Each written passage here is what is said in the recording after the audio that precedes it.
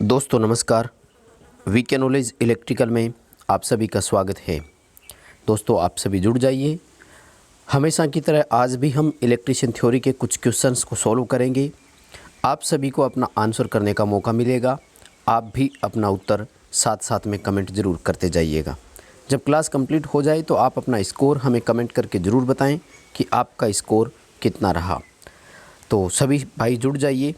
दोस्तों इस सीरीज़ का हमारा उद्देश्य टेक्निकल हेल्पर राजस्थान का और यूपीपीसीएल टेक्नीशियन ये टारगेट है। इसलिए क्वेश्चंस हिंदी में ही है, इंग्लिश में नहीं है। समझने की कोशिश करें क्योंकि यूपी और राजस्थान वालों को हिंदी अच्छे से समझ में आ जाती है। दोस्तों जुड़ जाइए सभी, फटाफट से इस क्लास को शेयर कर दीजिए ताकि मैक्सिमम स्टूडेंट हमारे साथ कनेक्ट हो सके और वो भी अपना एक तरह से टेस्ट दे सकें। जितने भी जुड़े हैं आप सभी से मेरा निवेदन है कि आप इस वीडियो को लाइक ज़रूर करें। दोस्तों आप हमारे चैनल पर नए हैं तो चैनल को सब्सक्राइब कर लीजिए। इसी तरह के नोट्स हम आपको प्रोवाइड करवाते रहते हैं। डिस्क्रिप्शन में आपको लिंक मिलेगा, वहाँ से आप टेलीग्राम ग्रुप को ज्वाइन कर लीजिए। इस टेस्ट की PDF हम वहाँ पर डाल देते हैं तो आप PDF लेकर भी पढ़ सकते हैं। ट्विटर और इंस्टाग्राम में फॉलो ज़रूर करें। चलिए दोस्तों आज के क्वेश्चन से शुरू करते हैं। सभी से निवेदन एक बार फिर करूंगा कि प्लीज़ आप वीडियो को लाइक करें। हम बहुत मेहनत करके इस तरह के क्वेश्चंस बनाते हैं। चलिए दोस्तों क्वेश्चन नंबर 1 आपकी स्क्रीन पर है कि कांच में प्रतिरोध ताप गुणांक कैसा होता है। ग्लास जो है उसका टेम्परेचर कोफिशिएंट पूछा है। कर सकते हो ना, नेगेटिव, पॉजिटिव, ज़ीरो या इन्वर्स, किस तरह का होता है। बहुत सिंपल सा क्वेश्चन है दोस्तों, हम आसानी से इसको समझ सकते हैं क्योंकि कांच जो है वो एक तरह का इंसुलेटिंग मटेरियल है, यानी अचालक सामग्री है। और अचालक जितने भी होते हैं दोस्तों वो सभी के सभी NTC होते हैं। बोलें तो नेगेटिव टेम्परेचर कोफिशिएंट होता है। तो अपने क्वेश्चन का आंसर ए हो जाएगा। आप में से जिसका भी ए कमेंट आया है बिल्कुल सही उत्तर है आप सभी का यहाँ पर। चलिए सेकंड क्वेश्चन की ओर चलते हैं। दोस्तों आसान से क्वेश्चन है लेकिन इतने आसान है भी नहीं, आपको लग रहे हैं क्योंकि आपकी तैयारी अच्छी है इसलिए। ये क्वेश्चंस एग्ज़ाम में आए हुए क्वेश्चंस है सभी। चलिए ज़रा सेकंड क्वेश्चन आपकी स्क्रीन पर है कि एक स्लिपरिंग इंडक्शन मोटर में क्या होता है। उच्च दक्षता, निम्न पावर फैक्टर, उच्च स्टार्टिंग टॉर्क या फिर निम्न स्टार्टिंग टॉर्क। ये 3 फेज़ इंडक्शन मोटर की बात कर रहे हैं दोस्तों। यहाँ पर नहीं लिखा तो आपको 3 फेज़ मोटर की ओर ही जाना है। स्क्विरल केज से जब हम कंपैरिजन करेंगे तो स्लिपरिंग मोटर का स्टार्टिंग टॉर्क उच्च होता है, पावर फैक्टर उच्च होता है, स्टार्टिंग करंट निम्न होती है।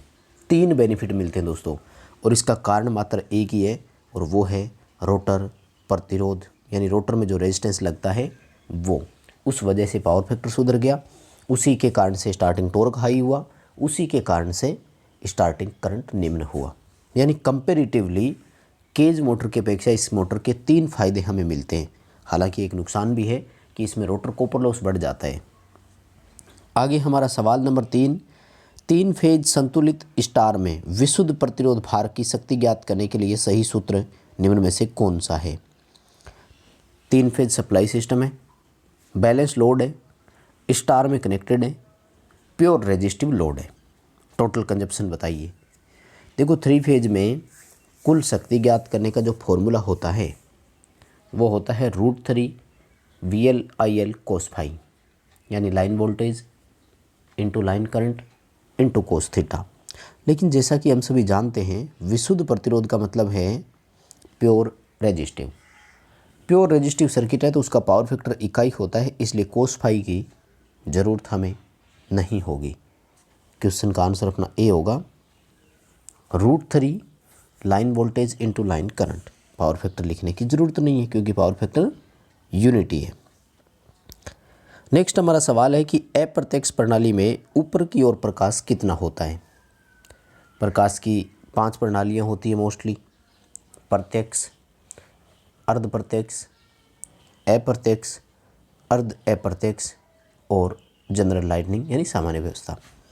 तो जो इनडायरेक्ट प्रणाली होती है दोस्तों उसमें 90% प्रकाश ऊपर की ओर होता है, यानी टारगेट से विपरीत दिशा में, जबकि 10% प्रकाश नीचे की ओर, यानी जहाँ टारगेट होता है उस पर होता है। सभी का याद रखें प्रत्यक्ष प्रणाली में ऊपर की ओर 10% होता है, 90% टारगेट पे होता है। नेक्स्ट हमारा सवाल है, रेजोनेंस फ्रीक्वेंसी से कम फ्रीक्वेंसी पर RLC सीरीज और समांतर सर्किट में क्या परिवर्तन आता है।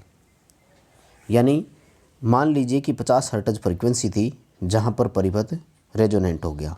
रेजोनेंट का मतलब इंडक्टिव रिएक्टेंस का मान कैपेसिटिव रिएक्टेंस के बराबर हो गया। साधारण सा है ना। अब देखो, जैसे ही फ्रीक्वेंसी कम होगी तो XL तो कम होगा जबकि XC अधिक होगा, क्योंकि इंडक्टिव रिएक्टेंस समानुपाती और कैपेसिटिव रिएक्टेंस फ्रीक्वेंसी के व्युत्क्रमानुपाती है। अब ध्यान से समझना, ये जो दोनों बातें आपको है ना, यही बहुत कुछ बताएगी, XL और XC। XL कम हुआ, XC अधिक हुआ। तो सीरीज सर्किट में क्या परिवर्तन आया, पहला तो आप ये देखो, सीरीज सर्किट में XL कम होने से VL कम हो गया और VC ज़्यादा हो गया। धारा का मान तो समान चलेगा ना, IL और IC का मान तो बराबर है। यहाँ पर जिसका रिएक्टेंस अधिक है वोल्टेज ड्रॉप उस पर अधिक हो रहा है, और सीरीज में जो संदर्भ घटक लेते हैं वो धारा के सापेक्ष वोल्टेज को ही बताते हैं कि वो आगे है कि पीछे है।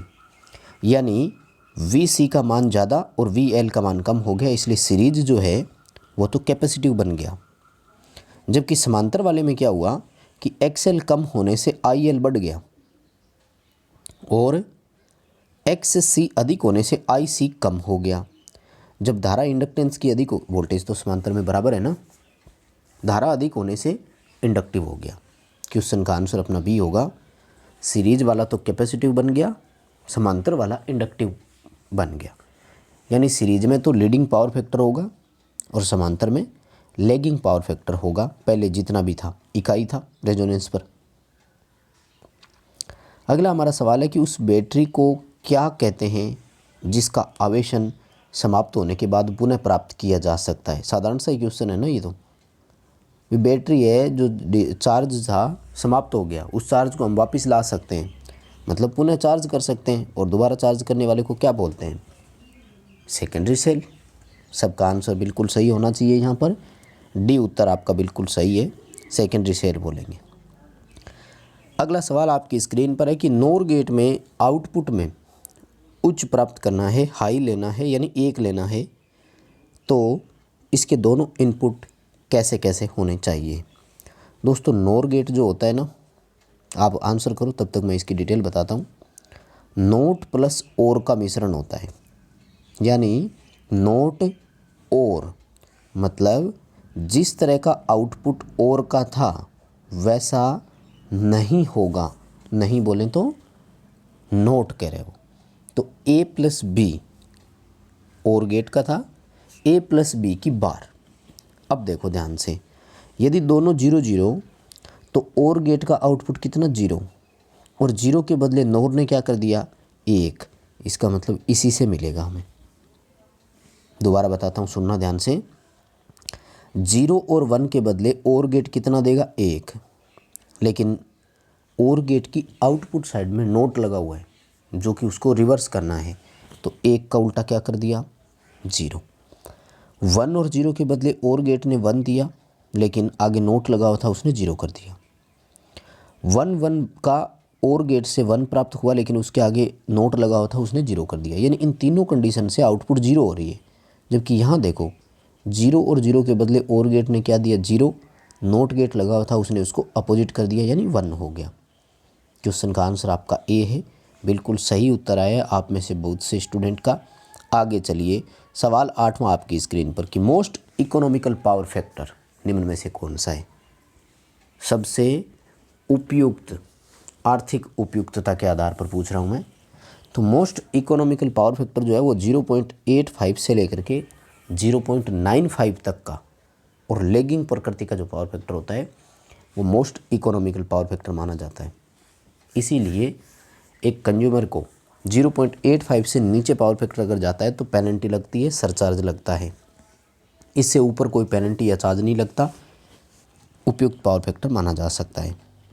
अगला सवाल है, एक अतिरिक्त उच्च तनन तार को यानी EHT एक्स्ट्रा हाई टेंशन इसको EHT को दूसरे किस नाम से जानेंगे? देखो एक्चुअल में तो तार नहीं होता, केबल होती है EHT प्रकार की, और EHT जो केबल होती है उसको प्रेशर एंड गैस केबल के नाम से भी जानते हैं। दाब केबल या दाब तार बोलते हैं। सी ऑप्शन की ओर जाएंगे। नेक्स्ट हमारा क्वेश्चन है, ट्रांजिस्टर की आउटपुट विशेषताओं में IC और VCE के मान को क्या कहा जाता है? ये थोड़ा सा अधूरा रह गया क्वेश्चन कि शून्य मान को है, शून्य शब्द नहीं लिखा मैंने इसमें, यानी IC और VC कहने का मतलब ये है कि एमीटर कलेक्टर पर जो वोल्टेज का मान 0 हो तो कलेक्टर धारा का मान भी इस समय 0 हो। तो ये कौन सी कंडीशन है? ये ट्रांजिस्टर की प्रचालन अवस्था कहलाती है। ऑपरेशन रेजिन या ऑपरेशन बिंदु या प्रचालन क्षेत्र के नाम से इसको जानते हैं। क्यू पॉइंट जिसको बोलते हैं ना, वो आएगा इसमें। डी उत्तर इसका बिल्कुल सही रहेगा। अगला सवाल आपकी स्क्रीन पर है, सप्लाई से संयोजित एक कैपेसिटर की कैपेसिटी C से 4C हो जाती है, उसी मान के प्रतिघात यानी कैपेसिटिव रिएक्टेंस जो था, पहले मान लो 100 ओम आया तो अब 100 ओम ही रहना चाहिए, तो इसके लिए फ्रीक्वेंसी में क्या परिवर्तन होना चाहिए? फिर देखो भाई, कैपेसिटर का कैपेसिटिव रिएक्टेंस जो है ना, वो फ्रीक्वेंसी और धारिता के व्युत्क्रमानुपाती होता है। XC बराबर 1/2πfc होता है। जब धारिता बड़ी है, समझ रहे हो ना, ध्यान से देखना, ये 4C हुई है ना, तो ये 1/4 हो गया, समझ रहे हो? तो इसको फिर से 4 करना है, 1/4 मतलब 1 लाना है वापिस, तो इसके लिए फ्रीक्वेंसी में क्या परिवर्तन होना चाहिए? 1/4 होना चाहिए। मैं आपको एक एग्जांपल और देता हूँ। मान लीजिए कि फ्रीक्वेंसी पहले 100 थी, कैपेसिटेंस पहले 100 था, तो इसकी वैल्यू कितनी हो गई? 1/10,000। लेकिन अब वो कह रहा है कि 4C हो गई यानी 400 हो गई, तो ये कितनी होगी? 40,000। लेकिन हमें इसको 10,000 ही रखना है, तो इसके लिए क्या करेंगे? इसको घटा करके कम कर देंगे, 25 करेंगे तो ये सेम 10,000 आ जाएगा। मतलब धारिता बड़ी है तो फ्रीक्वेंसी कम होनी चाहिए, कैपेसिटिव रिएक्टेंस का मान वही रहेगा। यानी सवाल ये पूछ रहा है कि कैपेसिटिव रिएक्टेंस के मान में कोई परिवर्तन नहीं हो, इसके लिए फ्रीक्वेंसी में कितना परिवर्तन हमें लाना चाहिए? तो फ्रीक्वेंसी को 1/4 कर देना चाहिए पहले का, पहले जितनी भी थी उसका चौथा हिसाब हम रखेंगे। अगला सवाल है कि वह मापी यंत्र जिसमें कंट्रोलिंग फोर्स अब्सेंट होता है, यानी बाहर से हम कोई कंट्रोलिंग फोर्स नहीं लगाते हैं, मीटर अपने आप ही सेट कर लेता है। नियंत्रण बल पॉइंटर की स्पीड को कंट्रोल करने के लिए होता है ना, 2 तरह का होता है, ग्रेविटी कंट्रोल और स्प्रिंग कंट्रोल। तो जैसा कि हम सभी जानते हैं, पावर फैक्टर मीटर आएगा इसका आंसर। पावर फैक्टर मीटर में किसी प्रकार का कोई कंट्रोलिंग फोर्स नहीं होता। इसमें meter lagging leading power factor के अकॉर्डिंग टॉर्क बनता है और अपने आप पॉइंटर जो है वो कांस्टेंट होता है। नेक्स्ट हमारा क्वेश्चन है, 1 सेकंड के लिए प्रवाहित 1 एम्पियर की धारा को क्या कहा जाता है? 1 वोल्ट कहेंगे, 1 ओम कहेंगे, 1 कूलाम कहेंगे या 1 जूल कहेंगे? बहुत सिंपल सा है, Q बराबर IT होता है भाई, ठीक है, याद रखना। यानी 1 एम्पियर की धारा यदि 1 सेकंड समय तक किसी में प्रवाहित होती है तो वह 1 कूलाम आवेश के बराबर होती है। साधारण सही है ना? क्वेश्चन का आंसर अपना C हो जाएगा। वोल्ट कब आता? जब 1 एम्पियर की धारा और 1 ओम का प्रतिरोध होता। या फिर V बराबर P/I से भी कर सकते थे, 1 वाट और 1 एम्पियर होता तब अपन 1 वोल्ट कह सकते थे। 1 ओम कब होता? 1 एम्पियर धारा और 1 वोल्ट होता। और इसी तरह से जूल प्रति सेकंड के हिसाब से अगर देखें तो फिर वाट और आपका सेकंड अगर हो तो उसको जूल बोल सकते थे। अभी C उत्तर अपना सही रहेगा यहाँ पर। नेक्स्ट हमारा सवाल आपकी स्क्रीन पर है कि मोटर जनरेटर सेट पर कौन सा टेस्ट किया जाता है? देखिए अच्छा क्वेश्चन है। चारों टेस्ट DC मोटरों के हैं, लेकिन एक MG सेट अगर हो तब इनमें से कौन सा करेंगे?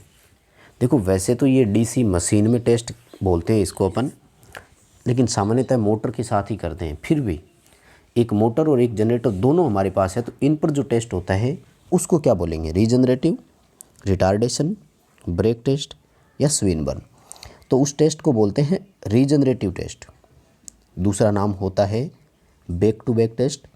तीसरा नाम है हॉपकिंसन टेस्ट, क्योंकि इसमें दो समरूप आइडेंटिकल मशीनों की ज़रूरत हमें पड़ती है। दोनों में से किसी को एज ए मोटर, किसी को एज ए जनरेटर टैकल कर सकते हैं और फिर अपन इनको टेस्ट करते हैं। जबकि बाकी सभी जो होती है ना वो सिंगल मशीन पर टेस्ट होता है हमेशा, या तो मोटर पर या जनरेटर पर। इसमें दो मशीनें एक साथ रीजनरेटिव टेस्ट में ही होती है, बाकी दो तीनों में से किसी में भी दो मशीनें नहीं होती। ये उत्तर सही रहेगा। अगला सवाल है कि संपूर्ण रूप से किसी भी कॉइल में प्रेरित ईएमएफ दोनों कॉइल साइड में प्रेरित ईएमएफ के बराबर होती है। योग के बराबर, गुणनफल के बराबर, अंतर के बराबर, या फिर एक समान मान की होती है। भी सवाल ये पूछ रहा है कि ये एक कॉइल है, तो इस कॉइल में इंड्यूस ईएमएफ जैसे 5 वोल्ट है, तो ये 5 वोल्ट कौन सा हुआ होगा। देखो इस कॉइल के ये जो हिस्सा होता है ना, ये स्लॉट के अंदर रहते हैं, इन दोनों भागों को बोलते हैं एक्टिव भाग। तो इन दोनों में जो ईएमएफ प्रेरित हुआ है वो जुड़ता है हमेशा, तब जाकर के बाहर मिलता है। क्वेश्चन का आंसर ए होगा, योग के बराबर होता है। बस दोस्तों यही थे आज के 15 क्वेश्चन। वीडियो को प्लीज़ लाइक ज़रूर करें, अपने दोस्तों को आगे फॉरवर्ड ज़रूर करें। चैनल पर नए हो तो सब्सक्राइब करें, टेलीग्राम ग्रुप को ज्वाइन कर लें ताकि आपको इसकी PDF वहाँ से मिल जाएगी। वीडियो शेयर ज़रूर करें।